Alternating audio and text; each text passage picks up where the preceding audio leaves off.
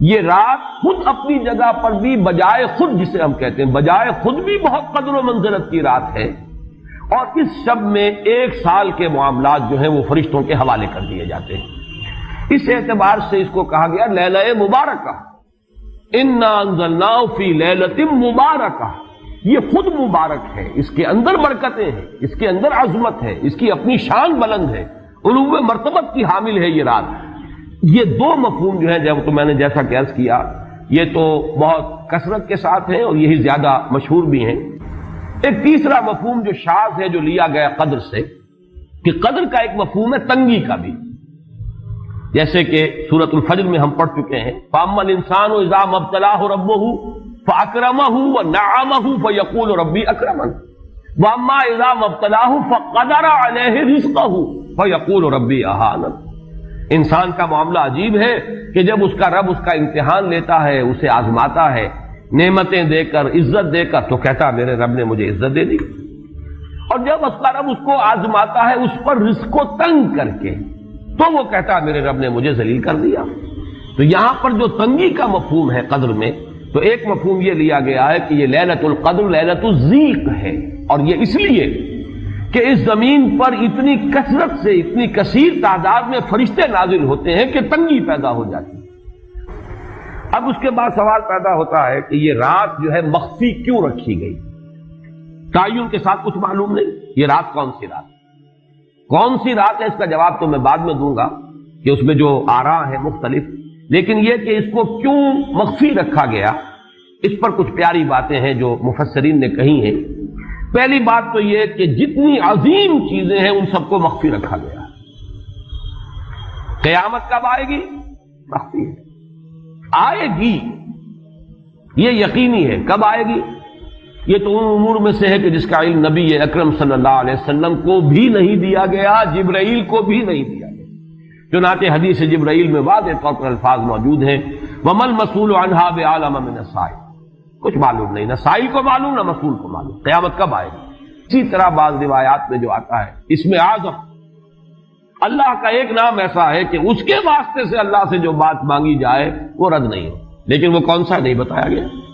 اقوال ہیں، اندازے ہیں، حی و قیوم پر زیادہ، الحی القیوم پر زیادہ لوگوں کا جو ہے وہ اجماع ہوا ہے، لیکن یہ کہ یقین سے نہیں کہہ سکتے۔ تو اسی میں اس کو بھی نوٹ کر لیجئے کہ اس کو مخفی رکھا گیا ہے لیلۃ القدر کو۔ لوگ زیادہ سے زیادہ محنت کریں، زیادہ سے زیادہ مشقت کریں، اس کے لیے جو بھی اس کی قدر و منزلت سے کسی درجے میں آگاہ ہے، وہ اگر معین ہی ہو جاتا کہ ایک شب یہ ہے تو پھر تو سب کے سب اس رات میں محنت کر لیتے، باقی راتیں جو ہیں وہ پھر سونی اور ویران گزرتی۔ لیکن یہ کہ مطلوب یہ ہے کہ زیادہ سے زیادہ راتیں آباد ہوں، زیادہ سے زیادہ راتوں میں ذکر ہو، عبادت ہو، دعا ہو، اس لیے اس کو مخفی رکھا گیا، یہ حکمت ہے۔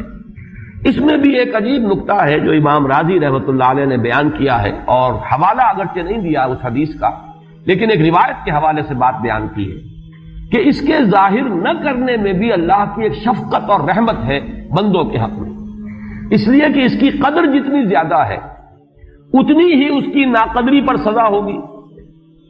اگر معلوم ہو کہ یہ شب ہے اور اس کی ناقدری کو انسان کرے تو گویا کہ پھر وہ اتنا ہی زیادہ مورد عقاب اور مورد سزا بن جائے گا۔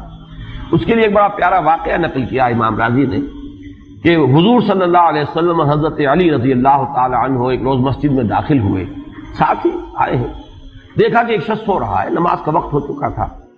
حضور نے حضرت علی سے فرمایا کہ اسے جگا دو، اسے ہوش میں لے آؤ تاکہ یہ وضو کرے، نماز کے لیے تیاری کرے۔ حضرت علی نے امتثال امر کیا، جا کر جگا دیا۔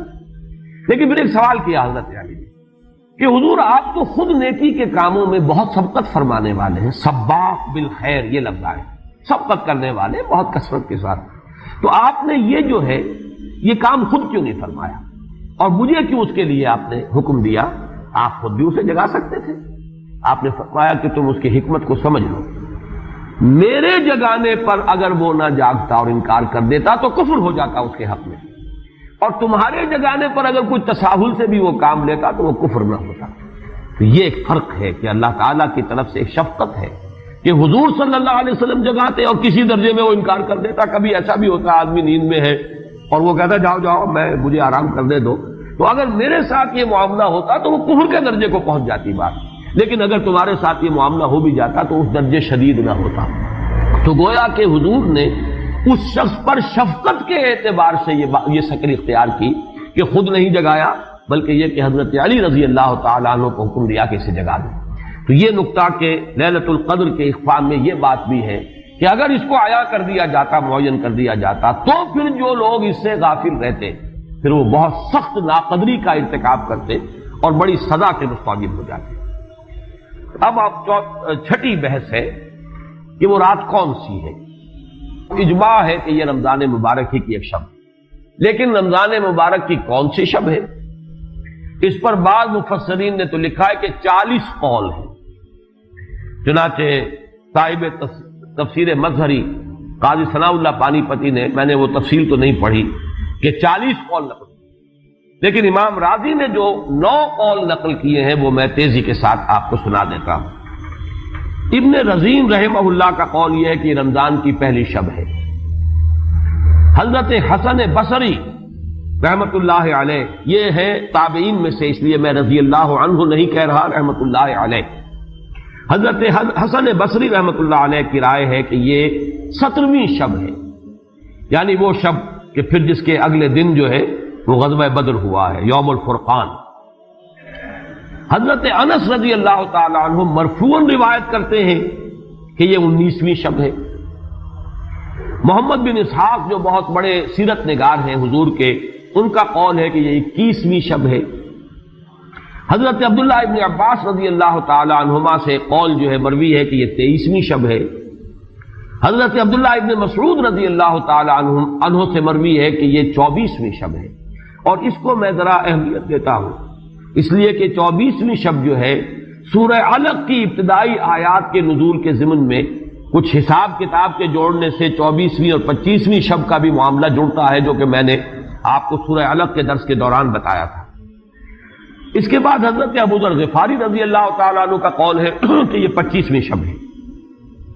اس کے بعد حضرت ابی ابن کعب رضی اللہ تعالیٰ عنہ کا قول ہے، یہ وہ ہے جن کو کہ حضور نے خود فرمایا کہ اقرأہم ابی ابن کعب، قرآن مجید کے سب سے بڑے قاری حضرت ابی ابن کعب ہے رضی اللہ تعالیٰ عنہ۔